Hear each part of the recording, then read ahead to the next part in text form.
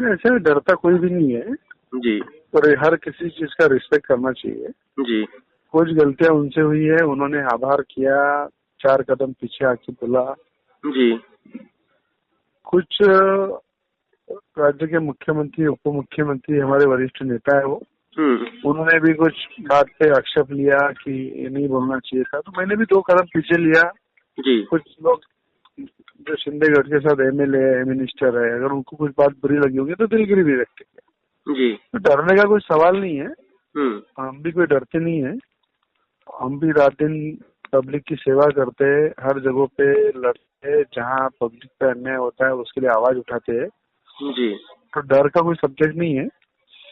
और रही बात सरकार की, मुझे लगता है राज्य के मुख्यमंत्री, उप मुख्यमंत्री सक्षम है और अच्छी सरकार महाराष्ट्र में आई है। जो 2.5 साल कुछ महाराष्ट्र में काम नहीं हुआ, अभी ये 3 महीने में सरकार अच्छी तरह से काम कर रही है। तो मुझे लगता है आज 2.5 साल का बैकलॉग भरने के लिए ये मुख्यमंत्री, उप मुख्यमंत्री के साथ मिलकर काम करना चाहिए। ये आरोप प्रत्यारोप, आक्षेप लेना, दादागिरी की भाषा करना या कोई किसी को गाली देना या नीचे स्तर की इशारे करना, ये टाइम नहीं है क्या। तो इलेक्शन जब आएगा तब दिखाएंगे कौन भारी और किसी, कौन कमजोर है और कौन मजबूत है और कौन कमजोर है, इलेक्शन में मालूम पड़ेगा। जी मैं तीसरी बार काफी लीड से मैं चुन के आया हूँ। जी नवनीत राणा भी मेंबर ऑफ पार्लियामेंट है जिले से, जी जो बोल रहे थे बच्चू गुरु, उनके क्षेत्र में भी हमने लीड लिया है जी लोकसभा में। इसलिए किसी के एक व्यक्ति के बोलने पे कोई दादागिरी नहीं कर सकता। दादागिरी करना है तो जनता के भरोसे करना चाहिए। जनता अगर साथ में है, पब्लिक का सपोर्ट है, तो हम कहीं भी कुछ भी आवाज उठा के काम कर सकते हैं।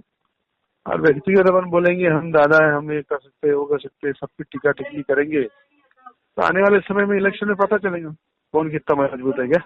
बिल्कुल बिल्कुल सही कह रहे हैं। एक चीज ये हमेशा कहते हैं कि मैं ये सब कुछ सत्ता के लिए नहीं कर रहा हूँ, लेकिन मतलब राज्य मंत्री का दर्जा था उनके पास, इस बार कुछ भी नहीं है, अभी पहली पंक्ति में उनका नाम भी नहीं आया। तो आपको लगता है कि ये भी एक वजह है उनके इस व्यवहार की?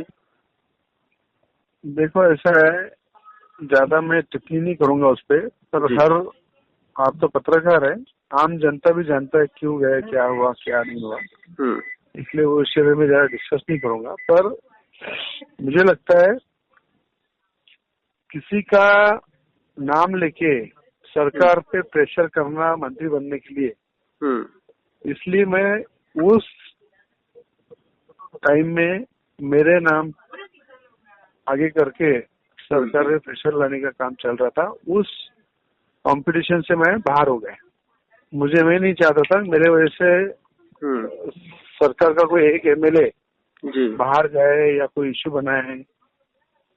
तो मुख्यमंत्री, उप मुख्यमंत्री जब महाराष्ट्र में काम कर रहे हैं तो मुझे लगता है उनको कहीं डिस्टर्ब नहीं करना चाहिए। इससे मैं 2 कदम पीछे आके किया, किसी के डर के या किसी के प्रेशर में या किसी के दबाव में मैं पीछे नहीं आया। जी, लेकिन सर आपने ये कहा कि आपने कोई चीज इंटेंशनली नहीं कही थी और मतलब जो आरोप लगा रहे हैं वो भी नहीं कहा था, लेकिन आपको लगता है क्या कि मतलब जो आरोप आपके ऊपर लगाया गया कि आपने कहा 50 खोखे उन्होंने लिए और सपोर्ट किया, इस तरह की बात थी? ऐसा है, सरकार को डिस्टर्ब करके कोई आरोप हमको सिद्ध नहीं करना है। जी, सरकार है, महाराष्ट्र में काम कर रही है, उनके साथ काम करना ये हमारा फर्ज होना चाहिए।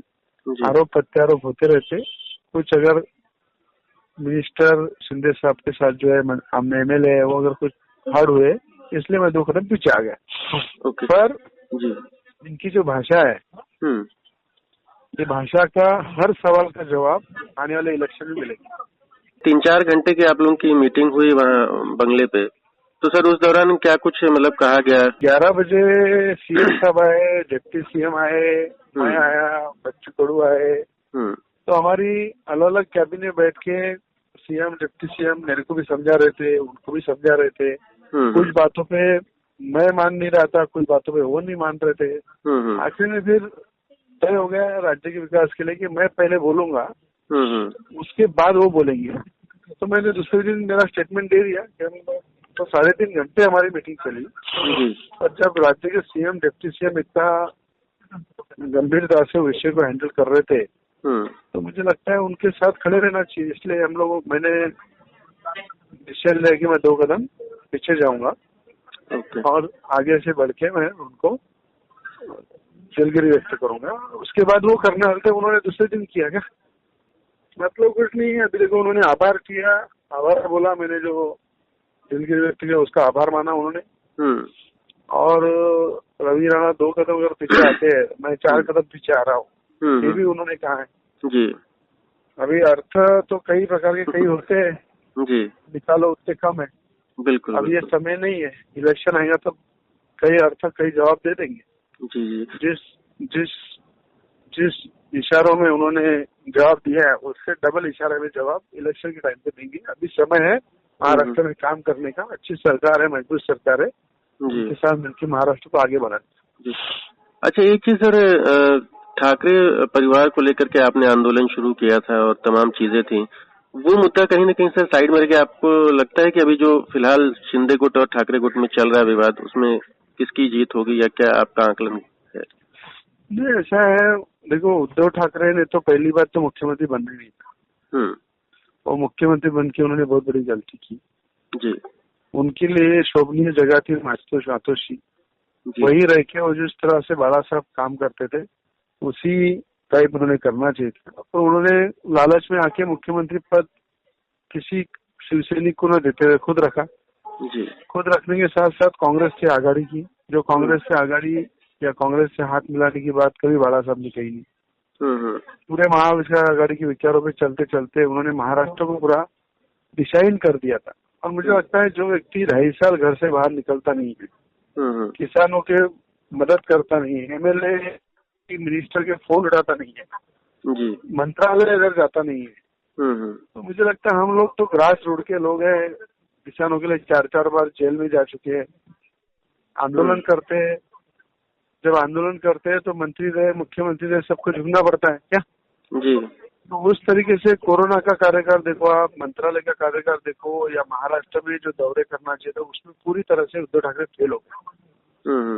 जब सीएम ही महाराष्ट्र को रुकाता है या काम नहीं करता है, तो मुझे लगता है कि छोटा एक एमएलए के नाते या लोगों के हित में आवाज उठाना मेरा काम है। तो मैंने उनके खिलाफ आवाज उठाई, हनुमान चालीसा पढ़ने की बात की, उसमें उन्होंने जेल में डाल दिया, कार्रवाई की। तो ये कोई एक मैच्योरिटी नहीं है, मैच्योरिटी उद्धव ठाकरे में थी। इसलिए आज इस वक्त बाला साहब के सच्चे शिवसैनिक एमएलए वो एकनाथ जी शिंदे के साथ गए हिंदुत्व के विचारों। शिंदे साहब ने भी कहा था कि वो शायद उनके एमएलए के साथ वहां जाएंगे अपना गुवाहाटी वापस। तो आपको इस तरह की कोई जानकारी है? मतलब एक कार्यक्रम में उन्होंने कहा था। मुझे तो कोई जानकारी नहीं है। अच्छा, आखिरी चीज सर ये कि नाना पटोले ने कहा है कि शिंदे और फडणवीस की जो सरकार है उसमें न तो महाराष्ट्र में बेरोजगारों की बात होती है, न गरीबी की बात होती है, न उद्योग धंधे जो जा रहे हैं दूसरे राज्यों में उस पर बात होती है, सिर्फ आपसी कलह चल रही है। आप इस पे क्या कहेंगे? ऐसा है, नाना पटोले जी एक पार्टी के प्रदेश अध्यक्ष है, कर्तव्य है क्या वो जा रहे जी। पर मुझे लगता है 2.5 साल पहले राज्य के मुख्यमंत्री देवेंद्र फडणवीस जी थे। मेरे को याद है, हमारे पिछले 5 साल में देवेंद्र फडणवीस जी ने 12 से 15 उद्योग अमरावती जैसे शहर में लाए जिसमें 10-20 हजार लोग काम करते जी। ऐसे महाराष्ट्र में कई जगहों पे बड़े पैमाने में देवेंद्र फडणवीस मुख्यमंत्री रहते समय उन्होंने कई प्रोजेक्ट बड़े बड़े लाए काम और कई लोगों को रोजगार दिया जी। पर बाद में उद्धव ठाकरे सीएम बनने के बाद आधे उद्योग बंद गिर गए। ओके, आधी इंडस्ट्री बंद गिर गई, नया उद्योग लाने की तो बात ही नहीं है, जो है वो भी बंद गिर गए जी। और कई लोगों ने अपना उद्योग अपने महाराष्ट्र से अलग अलग दूसरे राज्यों में शिफ्ट किया। तो ये तो क्या नाना पटोले का आरोप करने का एक तरीका, वो उनका जवाबदारी कर रहे हैं, पर प्रैक्टिकल अगर बात की जाए तो देवेंद्र फडणवीस मुख्यमंत्री रहते टाइम जो उद्योग आए हैं उसको बंद करने का काम उद्धव ठाकरे ने किया है जी। उसकी अगर आप आंकड़ा देखेंगे तो बड़े पैमाने पे देवेंद्र फडणवीस की सरकार में उद्योग आए थे और उद्धव ठाकरे की सरकार में उद्योग बाहर गए और बंद गिरे। ये सबसे बड़ा उद्धव ठाकरे का फेल्यूर है। नया उद्योग एक बताओ बोलना उद्धव ठाकरे जी को कि 2.5 साल में उन्होंने एक कोई उद्योग लाया होगा। ओके, तो उनका तो ये तो कहना है सर कि कोरोना था तो कैसे लाते? उनका तो कहना है कि कोरोना काल चल रहा था, उस समय तो वैसे भी प्रॉब्लम थी, तो कैसे लोग आते? ऐसा है, कोरोना काल चल रहा है तो जो उद्योग है उसको तो बचाओ, उसको सब्सिडी दो, उसको फैसिलिटी दो, उसको थोड़ा सा रिलीफ करो, उनको थोड़ा सपोर्ट करो, तो चाहे जो उद्योग चल रहे थे वो चलते थे। बिल्कुल ही उद्योग क्षेत्र में उन्होंने ध्यान दिया नहीं। तो सुभाष देसाई को उद्योग मंत्री बनाया, ना उनसे चलते आ रहा था, ना उनसे कुछ काम करते आ रहा था। एक एज के बाद तो मेरे को लगता है कोरोना काल में बाहर ही निकले थे 2 साल वो भी।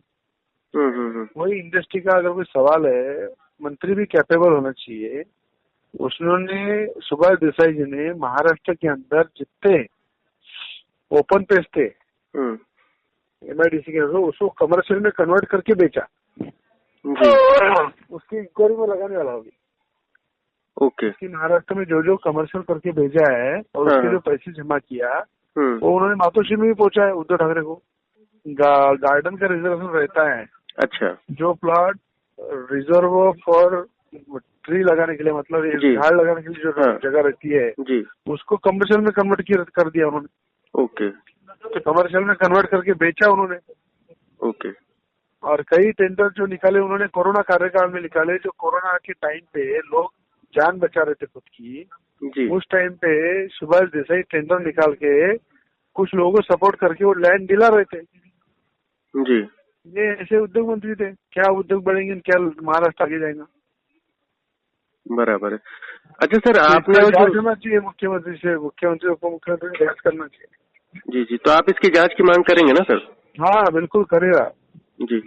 और सर, आपने और नवनीत जी ने जो ये किया था अपना, आपके यहाँ के जो CP है उनको हटाने के लिए भी कुछ एप्लीकेशन या आरोप लगाए थे, उस पर सर कुछ आगे बात हुई है? कर रहे ना, अभी क्या IPS लोगों की बदलिया जो है अभी निकलने वाली है जी, वो तो चल ही रहा, हो जाएगा।